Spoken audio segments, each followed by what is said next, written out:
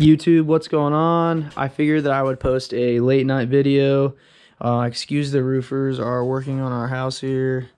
What's up, little poochie? Yeah, the little poochies. So I just figured I'd post a little late night video for you guys, kind of let you know where we're at with the car, specifically the 300ZX.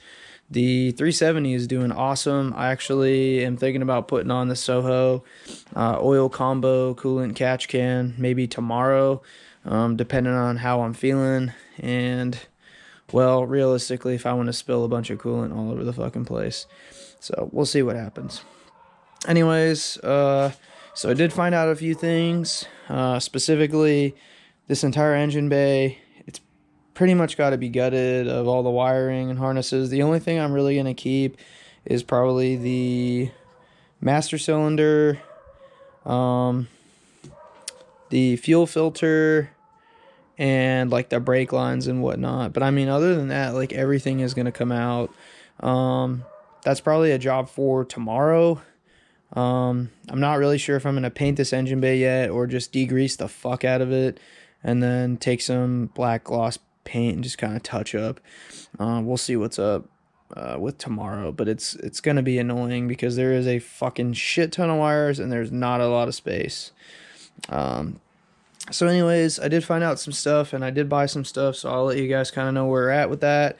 So specifically, I can use the headers on the VH that came off the VH. I don't have to buy like custom headers to go on this car. I may have to run a custom exhaust when the time comes, but I'm not too terribly worried about that. I just need to get all of this heat shield off, so I haven't really figured out how I'm going to do that yet. I'll probably look up some videos on how to get it off, because YouTube is kind of, you know, it's a savior. So I think I told you guys in my last video I was going to put some stuff on, and I did. So we got a brand new water pump on here, my belt that I'm going to be running, because really the only accessory I'm going to be running on this is going to be an alternator, which the alternator, as you can probably already tell, is going to go right there. I did buy a new thermostat. I bought new gaskets for the valve covers, which are over there, as well as an oil pan gasket, which is underneath those gaskets.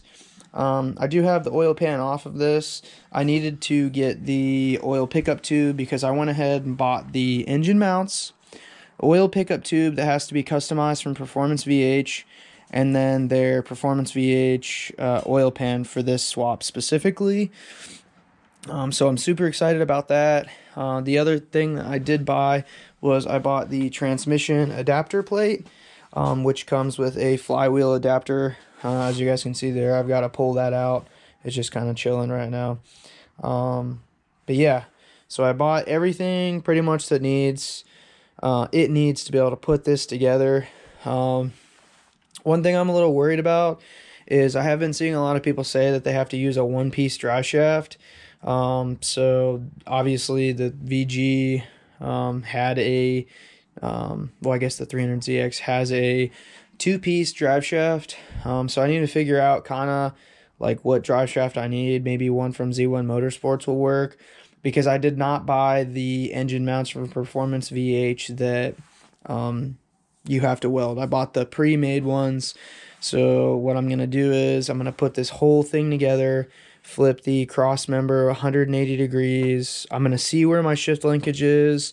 And if it's just kind of pushed back some, and I just kind of have a little bit of an issue with putting it in, you know, second, fourth, and reverse, then what I'll probably do is I'll probably cut a little bit of the, it's not a dog box, but you guys know what it's called. It's the fucking transmission tunnel inside. I'll probably cut that a little bit just so it fits.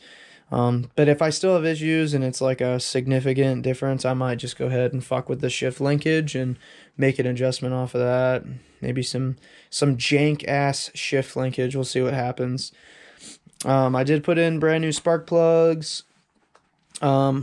I did buy a few other things online. I got a Z1 clutch for it, which I got on eBay for $180 that some guy was selling. I'm assuming that he just didn't finish his build, or went with a different clutch and couldn't return it. So I scored this hoe for 180 bucks shipped, which was awesome because everybody knows that Z1 charges a fuck ton to ship, and also that tax. They don't fuck around with that tax. So yeah, that's cool. I do need to buy a pilot bearing, which isn't a huge deal. I just need to make sure that it's the right one for the engine. That way I'm not, buying shit twice. Throttle body gasket. Here is my oil pickup tube that I need to go get modified. I have to mail it to Performance VH, and they're basically going to lengthen it, and they're going to turn it into an L shape. So that'll be interesting to get back. I'm kind of in the market right now for a Sawzall because you pretty much have to cut it. Whoa, why am I having an issue with this? You just have to cut this coolant piping right about here and then run a hose straight into your radiator. That's another thing I have to buy is a Mishimoto radiator. I'm not sure which one. I think it's the S13 one that will work with this. So we'll see what's up, and I'm hoping I can get some fans decently cheap that aren't gonna shit on me. I bought a new thermostat. It's coming in the mail. And then I went ahead and bought a performance part, a short shifter from Z1. And actually, funny story that I think that I mentioned to you guys the last time. I thought it was a